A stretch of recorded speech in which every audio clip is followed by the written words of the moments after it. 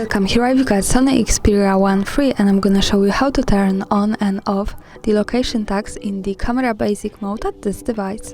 So let's start by tapping on the camera button to open it, and automatically we are on basic. Now let's pick menu, and here we have to slide a little bit down to find save location option.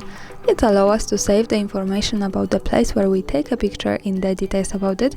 When we tap here, we can decide to turn it on or turn it off as we need. Now let me keep it turned on, but here also the important thing is that to make it work correctly, when we want to save the actual location of our photo, we have to be connected with the internet, for example the Wi-Fi or mobile data, and we have to turn on the location of this device.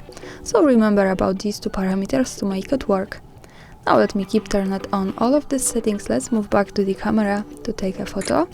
Here let's go to left side to the button that follows us straight to the gallery. And this is my picture. To check its location, we have to simply slide a little bit down.